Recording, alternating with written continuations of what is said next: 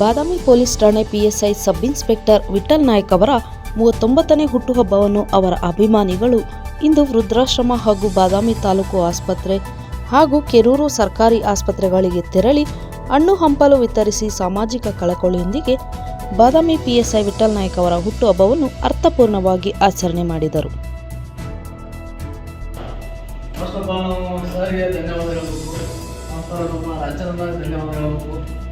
ನಮ್ಮ ಆರಾಧ್ಯ ದೈವಗಳಾದ ವಿಠಲ್ ನಾಯ್ಕ್ ಸರ್ ಅವರಿಗೆ ಅವರ ಹುಟ್ಟುಹಬ್ಬದನ್ನ ನಾವು ಒಳ್ಳೆ ಕೆಲಸ ಮಾಡಬೇಕು.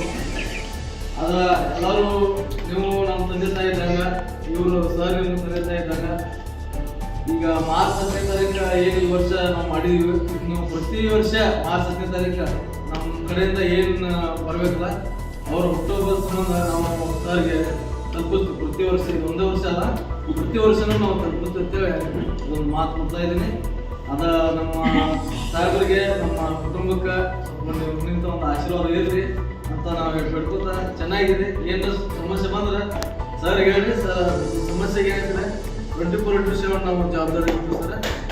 ಇದೇ ಸಂದರ್ಭದಲ್ಲಿ ಪಿಎಸ್ಐ ವಿಠಲ್ ನಾಯ್ಕ್ ಅವರ ಅಭಿಮಾನಿ ಬಳಗದವರಾದ ಡಾಕ್ಟರ್ ಶ್ರೀಧರ್ ಪತ್ತಾರ ಸೈನಿಕರು ಹಾಗೂ ಅರಕ್ಷರ ಅಪ್ಪಟ ಅಭಿಮಾನಿ ರಾಚಣ್ಣ ಹಂಚಿನಮಠ, ಮಂಜು ಸ್ವಾರಿ, ವಿಠ್ಠಲ ಧರ್ಮಟ್ಟಿ ಕುಮಾರ, ತೇಜಸ್ ಅರಳಿಕಟ್ಟಿಮಠ, ವೀರೇಶ ಜವಳಿ, ಬಾದಾಮಿ ಆರೋಗ್ಯ ಇಲಾಖೆ ಮುಖ್ಯ ವೈದ್ಯಾಧಿಕಾರಿ ವೀರೇಶ್ ಶೆಟ್ಟರ್ ಹಾಗೂ ವೈದ್ಯ ಸಾಳಗುಂದಿ ಮೇಡಂ ಹಾಗೂ ಕೆರೂರು ಆಸ್ಪತ್ರೆಯ ವೈದ್ಯರುಗಳು ಮತ್ತು ಪಿಎಸ್ಐ ಅವರ ಮಕ್ಕಳಾದ ಸ್ಪಂದನ ಹಾಗೂ ಸೃಜನ್ ಕೂಡ ಭಾಗವಹಿಸಿದ್ದರು. ವರದಿ Rajesh S Desai, Bagalkot. News network, ಸತ್ಯದ ಕನ್ನಡಿ.